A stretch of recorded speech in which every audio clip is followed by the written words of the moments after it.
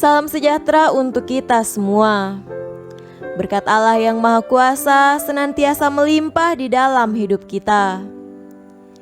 Hari Senin 20 Juli 2020 adalah peringatan fakultatif Santo Apollinaris, Uskup dan Martir.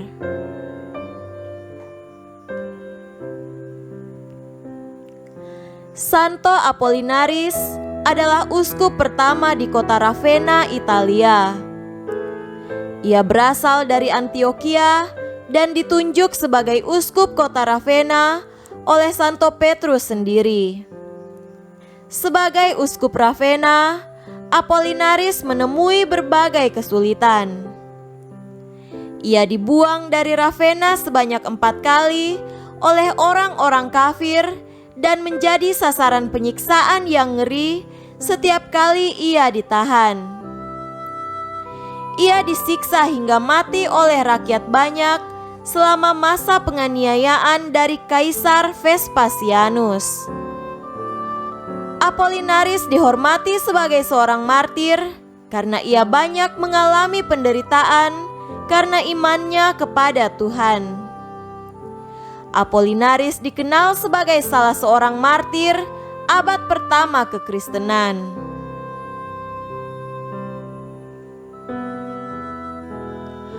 Marilah kita mendengarkan dan merenungkan bacaan-bacaan kitab suci. Bacaan pertama dari Nubuat Mika, pasal 6, ayat 1-4, dilanjutkan dengan ayat 6-8. Baiklah, dengar firman yang diucapkan Tuhan.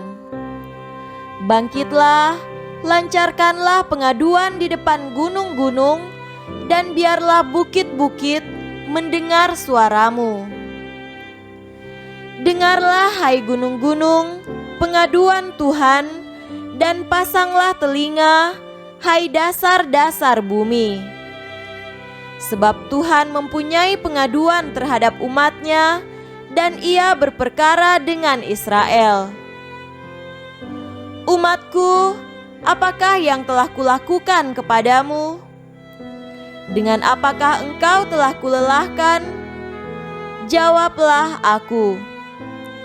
Sebab aku telah menuntun engkau keluar dari tanah Mesir, dan telah membebaskan engkau dari rumah perbudakan, dan telah mengutus Musa dan Harun dan Miriam sebagai penganjurmu. Dengan apakah aku akan pergi menghadap Tuhan dan tunduk menyembah kepada Allah yang di tempat tinggi? Akan pergikah aku menghadap Dia dengan korban bakaran, dengan anak lembu berumur setahun? Berkenankah Tuhan kepada ribuan domba jantan, kepada puluhan ribu curahan minyak?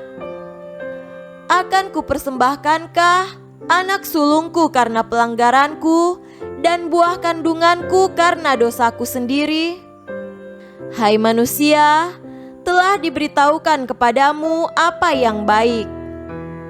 Dan apakah yang dituntut Tuhan daripadamu?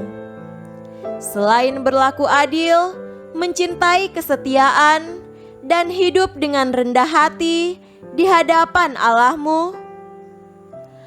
Demikianlah sabda Tuhan. Syukur kepada Allah.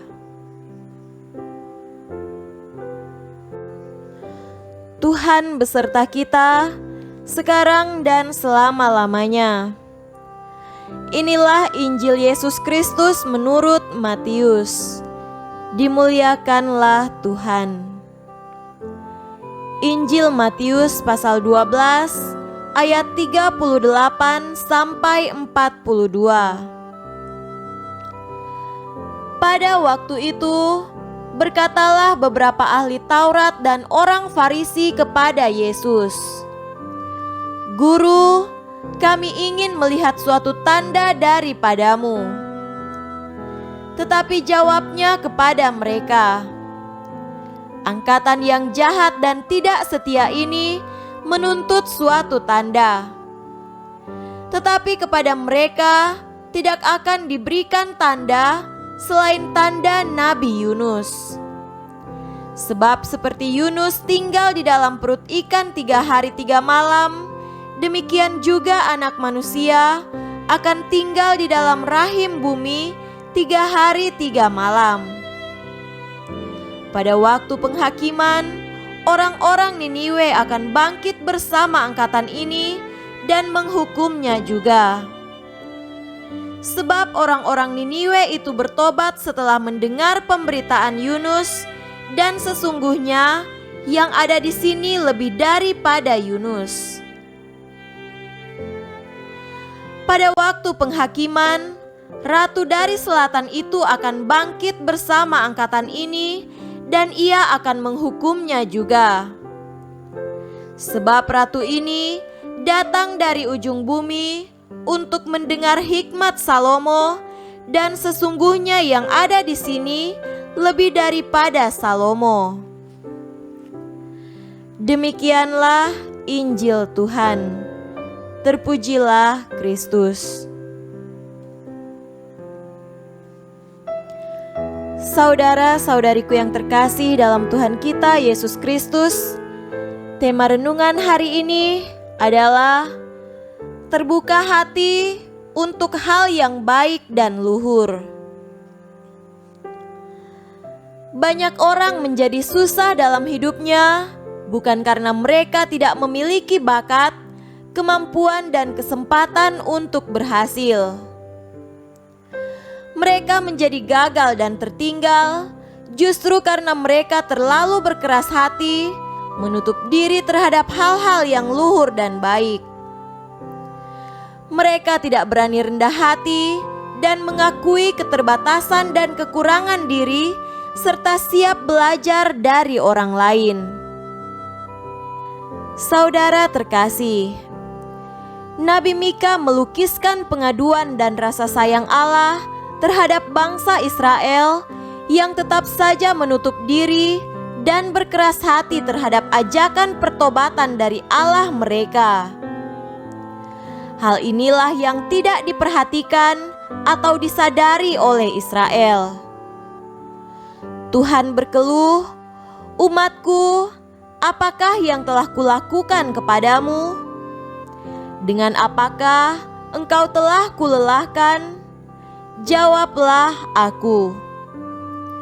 Keluhan Allah adalah gambaran kebaikan Allah yang tidak pernah berubah untuk umatnya, biarpun umatnya tetap menutup diri darinya.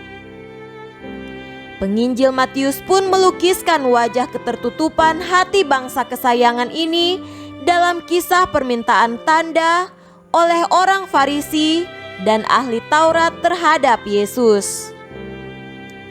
Mereka berkata, "Guru, kami ingin melihat suatu tanda darimu." Dengan kepura-puraan, mereka mencobai Kristus dengan meminta suatu tanda. Ini adalah sesuatu yang sangat mengerikan yang dibuat terhadap Tuhan. Saudara-saudariku terkasih, meminta tanda sebagai bukti dan syarat untuk bisa percaya adalah tanda kecongkakan hati, sikap menguji Tuhan, wajah hati yang keras, sekaligus gambaran sikap mempermainkan Tuhan. Tindakan menuntut syarat dan jaminan dari Tuhan adalah tanda kecongkakan dan ketertutupan diri. Dan itu tidak lain adalah sikap tidak percaya pada Allah sendiri. Ketika orang susah menghapus segala syarat, tuntutan, kepentingan, dan bukti dalam beriman, orang semakin susah rendah hati, tidak tulus, dan tidak bahagia dengan dirinya sendiri di hadapan Tuhan.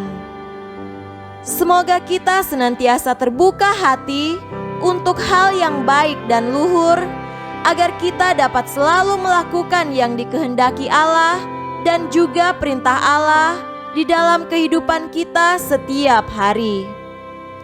Semoga demikian. Amin.